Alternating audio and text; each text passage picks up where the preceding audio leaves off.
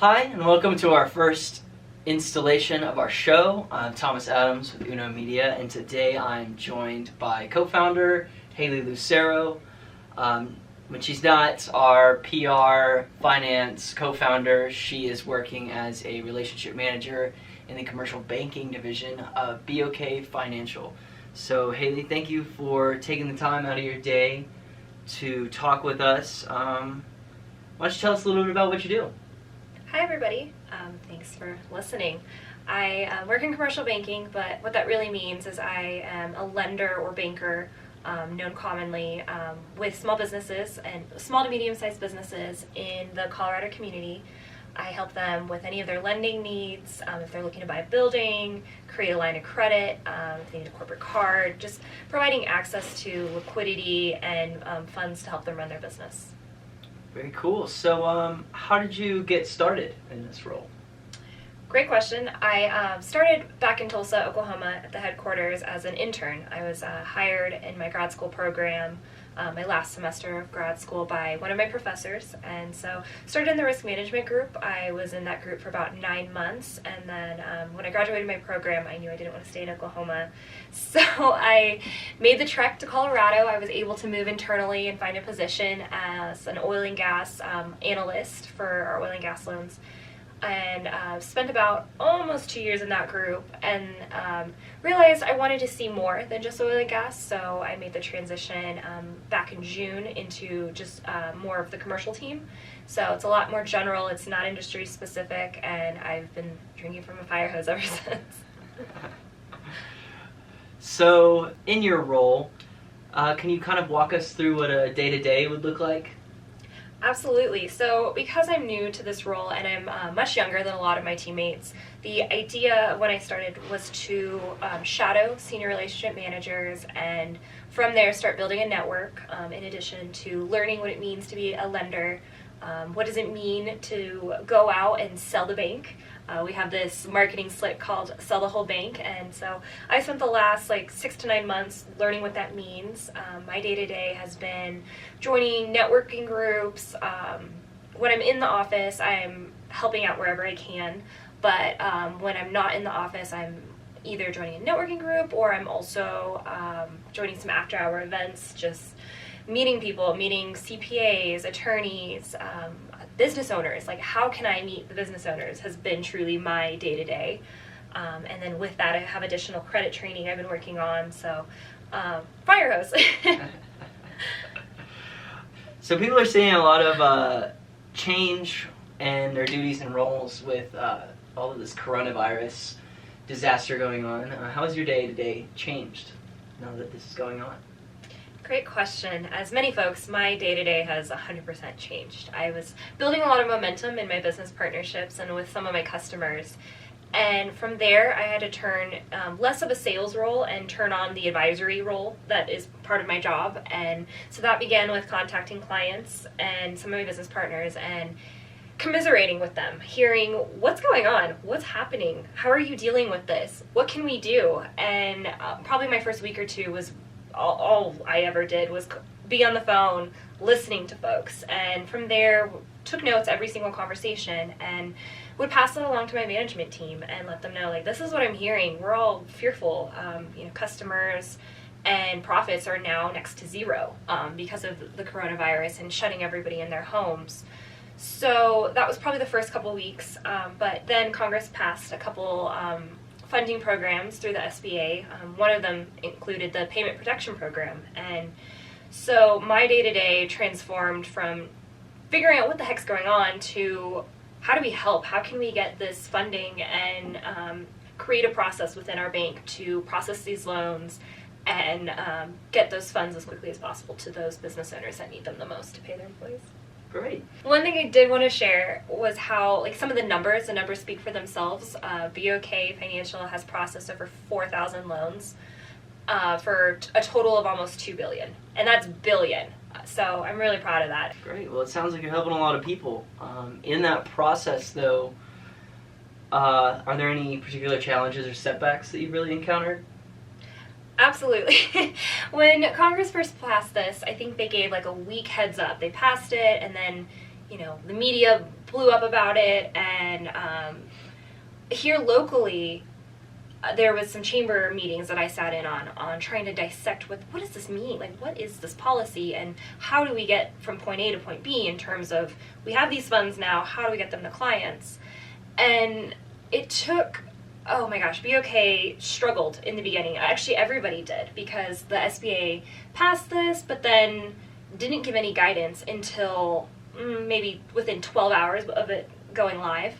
And so the biggest setback was hearing my leaders saying, we don't know, it's going to change. We don't know, it's going to change. And that was every single day for about a week. And then after that period of time, the SBA gave guidance on a Thursday afternoon, late Thursday, and applications were going live on a Friday. And we didn't even know if we were going to be able to participate as a company. We just kept, hold on, clients, hold on, fielding phone calls, trying to communicate the best we can with whoever we can. And from there, BOK was pretty phenomenal. I went to bed not knowing if this was even going to be a thing, and then 12 hours later, I woke up and we had trainings throughout that all day Friday to put together this process. How are we going to document? How are we going to approve these loans? How can this all happen as quickly as possible? And so I began my first application Friday night. So a lot of people were sending me texts, join my Zoom happy hour, do this, do that. Like, that was starting to build some momentum, but I had to politely decline and start working really heavily on these applications. So from that Friday through the whole weekend, I processed as many applications as I could and try to get them in the SBA queue for approval. Well, I'm sure people are very appreciative. As her fiance, I particularly remember that weekend, and it was, I didn't see much of her. Even when I did, she was always on the phone or handling somebody else's questions. So she was very much working hard. It was great to see that. So, I mean, I guess my next question would be, throughout this, you've encountered these setbacks, these challenges, who's been there? Where's your support been, and how have you gotten it throughout this process? Yeah, there's a lot of really great shout-outs to be recognized. I would start with my BOK financial leadership team. We had daily calls from the first day that we were almost mandated to work from home. I am an essential employee. I have been home this whole time, but the first couple weeks, the expectation was we were going to rotate throughout. But our leaders right away, it didn't matter where you were. They had these 8 a.m. phone calls that we were required to attend, and so there was some great support there.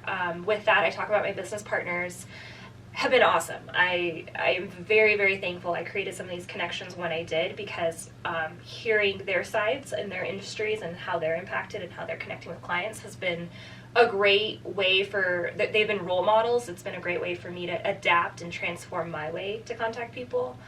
I'd also like to give a big shout out to this networking group in particular I'm a part of, called Firestorm.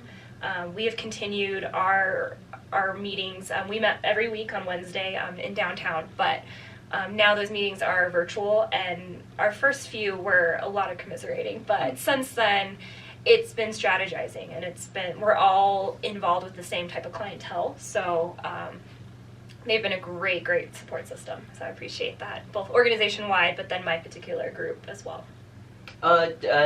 You're talking about Firestorm. Do you mind explaining a little bit about what that organization's about?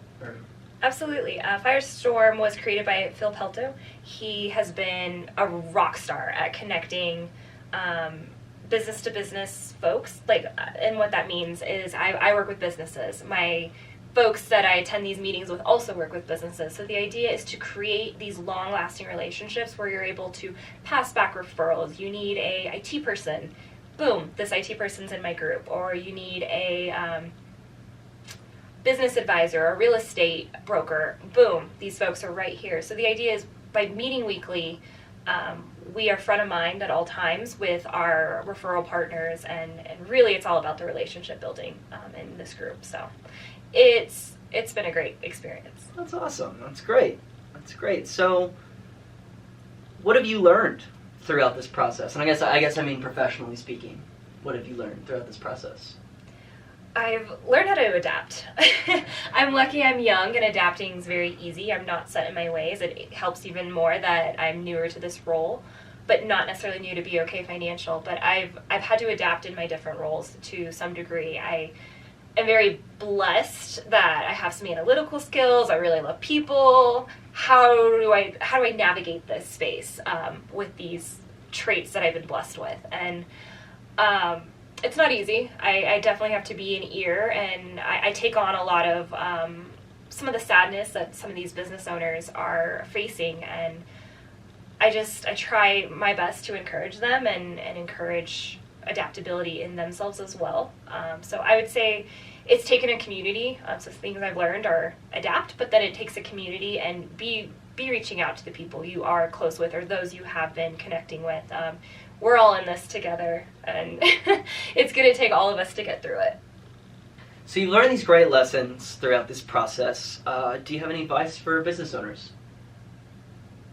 Be thinking about what's next. I think we all are to some degree, but our world hasn't stopped. It has in some eyes, and in the way we knew our world a couple weeks ago is not the world that is today or is going to be tomorrow. And my advice is just be thinking about what's next. How can you continue to build revenue? How can you continue to reach your customer base? I've been very, very impressed with some of my clients and how they're adapting. I mean, there's definitely been some folks that have just sheltered in, and it's like, okay, we're shutting off the lights, we'll come back on another day. But then there's been some really great companies that are still operating under these new standards, these new norms. One in particular I want to share is a transportation company. They help elderly and disabled get around Colorado, but right now I just saw they sent an email last night talking about how they are still doing that, but one ride at a time. But in addition to that, they're also offering services to pick up groceries and still help the elderly and disabled. Although they might not be able to transport them to a grocery store, they're bringing the store to them, and I think that's just so admirable. Wow. And you've heard about the distilleries and certain breweries like producing alcohol for hand sanitizer. That's incredible. Delivery of alcohol is really cool. Not that that's like something we can ever go back on, but just hearing how these companies are adapting and still building revenue, but also still helping the greater good, which is the big message that I want to spread. Right. Well, that's a great message. So how has this affected you personally as a business owner? I'm still figuring that part out. As Thomas knows, but I'll share with everyone else, like we were starting to build momentum as I'm learning through my job what it takes to be a great business owner, whether it's from a financial perspective, an innovative perspective, combination of it all. I've been practicing what I'm learning from others that are very successful in my business with Thomas, with Uno Media, and so we've been starting to build some traction. One thing, like the week that we were all told to stay at home was the same week we were looking at leasing space. We were starting to get creative on creating a community space, and I don't want to go into too much detail of what that means, and what we were thinking at the time, but the idea was we were going to bring people together in a space that we were going to go ahead and lease. And so we had to take a giant pause on that, and maybe that is a dream that will still come to fruition, but we've definitely had to transform what we're doing. As some of you know, we put on Heartfest at the end of March, and that was a small snippet of what we're planning in June, and it might not even be in June anymore.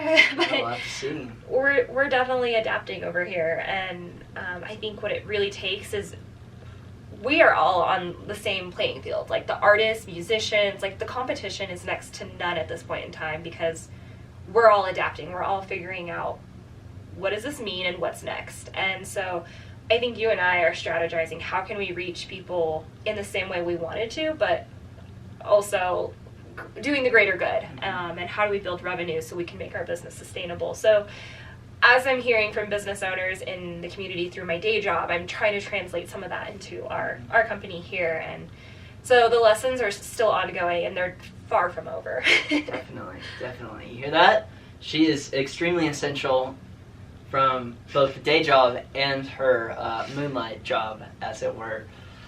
But we're very thankful to have you, and I'm sure Be Okay Financial is as well. Kind of switching gears into personal life, how has this experience changed you personally? Wow, great question.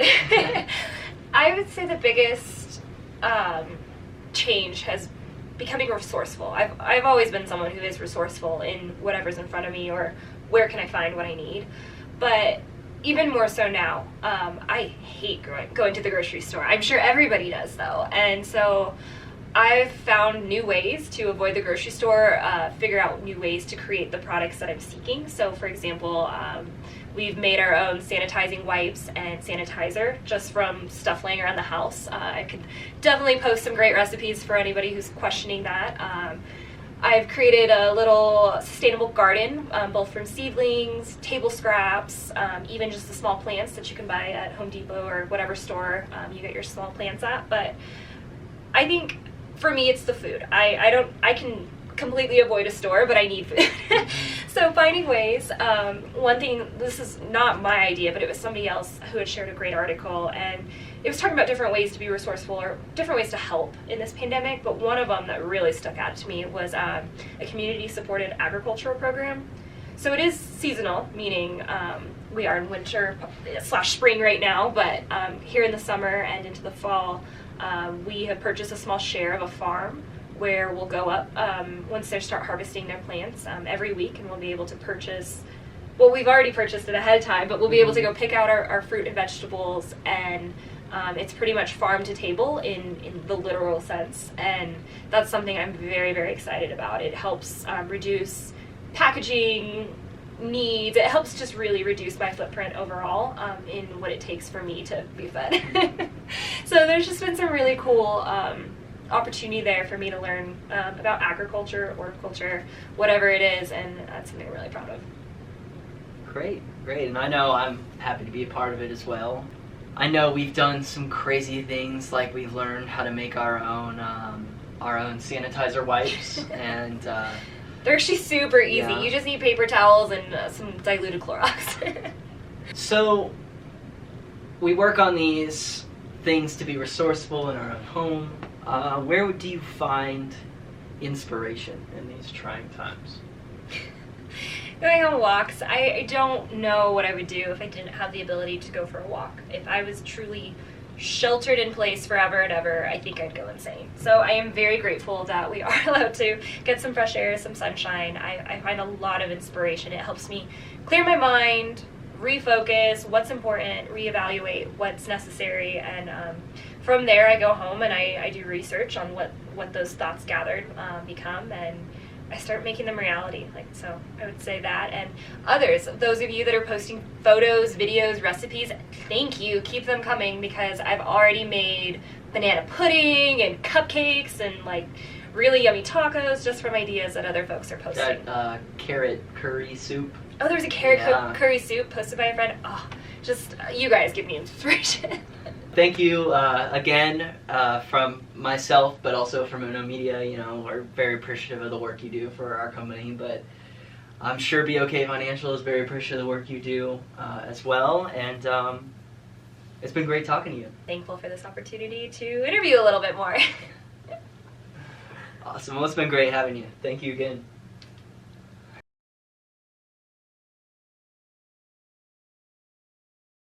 Thank you, everybody, for tuning in to our first ever episode of You Know Uno. Tune in next week when we get a chance to talk to Royce DeZorzi of President, their local funk band out of Denver. They're definitely making moves, and we're going to talk to them about how the coronavirus has affected their gigs, their life in the entertainment industry as a whole. So tune in. Make sure you read the description, like, follow, subscribe to all of our outlets to stay updated. We'll see you soon. Stay safe out there.